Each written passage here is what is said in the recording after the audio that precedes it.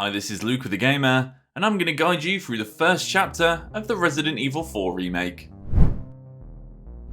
The iconic opening of Resident Evil 4 has been faithfully adapted in the remake, with plenty of extra scares and surprises that will keep even long-time fans guessing. Whether this is your first foray into the remote Spanish village, or you could navigate this place in your sleep, you may not be fully prepared for what lies ahead. In this video I'm going to show you how to get through the first chapter and find a few little helpful secrets along the way. So let's get started. So once the cutscene ends, you'll be presented with a pretty straightforward path. Just keep following it all the way to the end and you'll eventually arrive at the Hunter's Lodge. Just head through the front door, then turn left. Once you get to the end of the corridor, turn right, and immediately in front of you will be a locked door. Don't worry about this too much. Turn to your right again, and you can find another room where a cutscene will trigger when you enter it. After Leon displays his fancy fighting skills and hits this villager with a fancy roundhouse kick, grab the key that he drops and use that to go and open the locked door you might have seen just before you entered this room.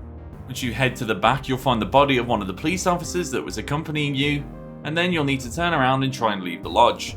But be aware, as you approach the staircase, that villager you just kicked will come back. Now, Resident Evil veterans might be tempted to just try and knife him to save ammo, but that's just going to give him the opportunity to grab you and cost some health. So avoid doing that and just put a few shots into him. Then once you head back up, you'll see this villager walking by. Now you could go to the left and attack him and the other guy, or you can just ignore them entirely and go to the right. Make sure you check this cabinet for a green herb, and then head up the stairs and through the door at the top to trigger a cutscene. After that, it's just a matter of following the straightforward pathway. Keep an eye out for these barrels with yellow paint on them, as you can smash these for resources. And when you get to this area, go to the left and check this drawer for some more handgun ammo. Once you find this old damaged car, keep an eye to the right as two enemies will come out of there to attack you. To conserve ammo, try to focus on shooting them in the head and following up with melee attacks to put them down quickly. Then proceed further down the path, but be careful because there are some bear traps around here, so keep your eyes on the ground. After the first bear trap you might run into, you'll encounter this little shack and you'll probably be tempted to go and have a look. But be aware, there is an enemy hiding very close to the door looking for an opportunity to sucker punch you. So take him out quickly and then loot the place and follow down the path until you arrive at the village. And oh boy, this is going to be fun. Before you enter the village, you can scout it out using your binoculars, where you'll witness the other officer that accompanied you to the village meeting a very unfortunate end. Then it's time to get in there. Instead of running in and immediately opening fire though, I'd recommend sneaking around to the left. Along here you can find a green herb, and if you've already found a red one, you can combine these two herbs to create a mixture that will fully heal Leon. There's also a lone villager ahead by herself that you can quickly stealth kill as well.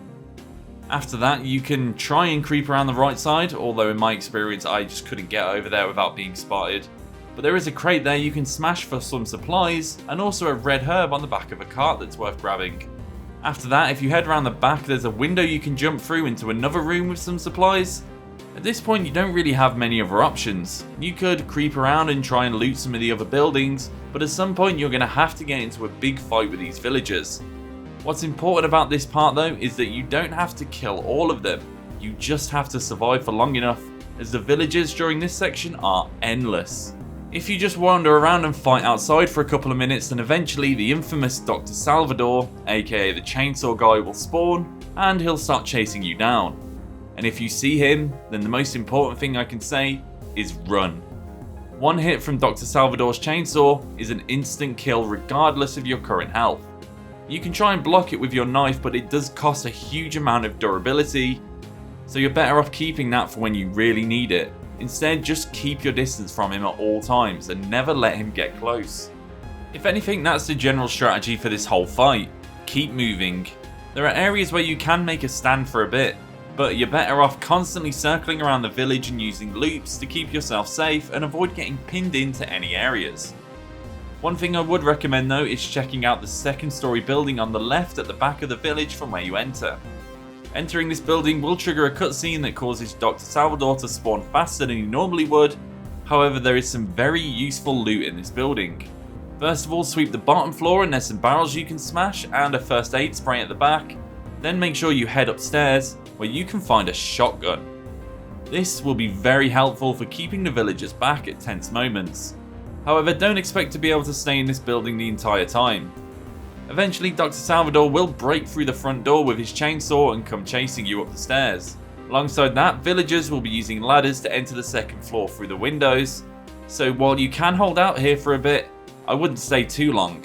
Otherwise, you just need to survive. Just keep running and fighting, and if you find yourself getting backed into a corner, try shooting villagers in the head and then following up with a melee attack for some breathing space. Eventually, you'll hear a church bell start ringing, and all the villagers will suddenly lose interest in you. It'll trigger a cutscene, and then it'll hit you with a logo. Oh yeah! So now you can take a breather. The village fight is over, and congratulations on surviving. You'll have a quick conversation with Hunnigan, and then I'd recommend looking around the village and just looting all the buildings. But watch out, because there is one building with a cheeky villager hiding in a cupboard waiting for you, and it'll pop out and attack you immediately. In this same building, you'll also spot a drawer with a key slot on it, and you can't open this yet, but don't worry about it. We'll come back to that later. Anyway, it's time to move on. Head left of the building where you found the shotgun, and there's a few more buildings along the way, so make sure you check and loot all of these. Then, you'll arrive at the farm. First of all, you'll get a nice shot of the windmill you're looking for, and there's a shack out front with a smashable barrel for some supplies, and a typewriter you can save your game on. After that, explore the area nearby and you'll find two villagers who can both be stealth killed. Next, you might notice some blue medallions hanging around. If you shoot all of these, you'll get a reward from the merchant we'll meet later in the game. The first one can be found hanging off the shack you found the typewriter in. After you shoot that, hop this fence to the right and then turn right again, and you can see another one in this barn. Then go left to this other shack and you'll find one hanging in the roof. After that, if you go out the shack to the right and look at this windmill, you'll see something hanging off it. And as I was about to shoot it, a pig decided to knock me over for no reason. Anyway, this contains a treasure, but you need to shoot it when it's on the 3 o'clock position, as if you shoot it when it's on the other side of the windmill, it'll fall into the dirty water, and it'll be worth less when you sell it. So if you head around past this big barn, you'll find a box in the corner with a weird lock on it. Don't worry about this, as that key will turn up later, but make sure you grab the green herb to the right of it. Then you'll find this area that's blocked by some kind of gate, and we can't progress yet. Turn to your right and head through this door, but then move slowly as there's an explosive trap ahead of you. You can just crouch and walk under it, or you could get close to it and disarm it. Walk around the corner and avoid the ladder and grab the yellow herb behind it. You can mix yellow herbs with green herbs to create a healing mixture that also increases your maximum health. But don't use it straight away, wait until you're on low health and actually need it. Next, head up the ladder and you'll spot a collection of gears on the wall that's clearly missing something. Pulling the lever next to it won't do anything either. So head to your left towards this big barn and you'll notice another blue medallion hanging in front of it. I'd also advise not shooting it here like I do, as there's a villager in the barn that you can actually take out stealthily first, and if you shoot this blue medallion from the outside like I did, it's going to alert her and make things a little bit more difficult. Once you've dealt with her, just do a sweep of the second floor to find any more supplies before you drop down. Once you drop down, immediately look in front of you, as we're going to have a new friend to play with. Meet the Brute. Armed with a big hammer, he is extremely dangerous and you do not want to get close to him, because his hits can do a lot of damage and they can bring you close to death very quickly. So if you have any ammo, I'd recommend using your shotgun here to try and put him down quickly, as he's not alone and there's plenty of other villagers who are approaching as we speak. Before you leave the barn, make sure you grab the cog that's on a table behind the ladder that leads to the second floor. Then head back to that spot that was clearly missing a cog and use it here, and pull the lever and you'll finally be able to get past this gate. But before we move on, do a U-turn and head out of this door at the back of the room you're in. Drop down off this ledge and turn around again, and you'll find the last blue medallion hanging off the ledge. There's also a supply barrel in front of you can smash. Then head further up this path and you'll find a chest, and inside you'll find a treasure called a flagon. Or a flagon? I'm not sure how you say that. Anyway, if you found any gemstones, you can inlay them onto this treasure to make it worth more. And if possible, I'd recommend putting 2 of the exact same coloured gemstones into this to maximise its value. Anyway, proceed onwards through that gate we just opened, and when you come to this area, first turn to your left and there's a couple of boxes along the way you can smash, and then go to your right where you'll need to push this cart filled with dead bodies out of the way. Proceed down this path with care, as at some point the villagers are going to detonate a part of the mountain to try and drop some rubble on you, and you'll need to hit that evade button to dodge it. Then just slip around to your right to avoid that rubble, and keep proceeding down this path and dispatching any villagers you might encounter until you pass through a very dark and long tunnel. You'll come to an area that looks like this, and the first thing to watch for is that building in front of you where there's an enemy who's going to throw dynamite at you. But if you've got incredibly perfect aim like I have, you can shoot the dynamite while it's still in his hand and kill him quickly.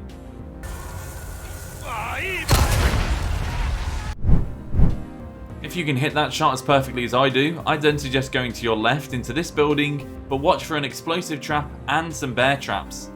However, there's more enemies approaching you, so you can use that bear trap to your advantage. A few villagers will enter this building and try and attack you, so take them out. And you can also head into that building where you might have seen that guy throwing dynamite at you and pick up a few supplies.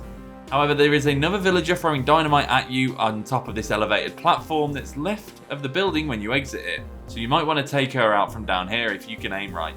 Then turn to your right and you'll find this big tree. If you look up, you'll find another treasure hanging off one of the branches. Don't worry about the gate at the back left with the insignia on it, we'll be able to open that later.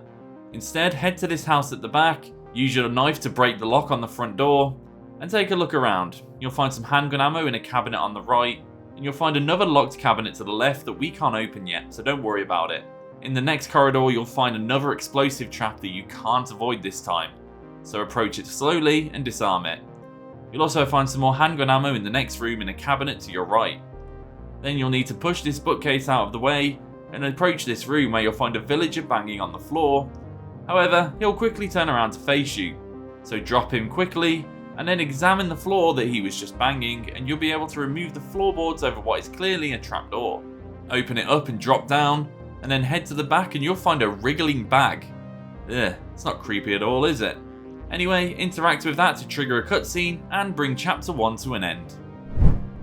So that's how to beat Chapter 1 in Resident Evil 4. If there's anything you think I've missed, feel free to leave it in the comments below, and check out thegamer.com for more.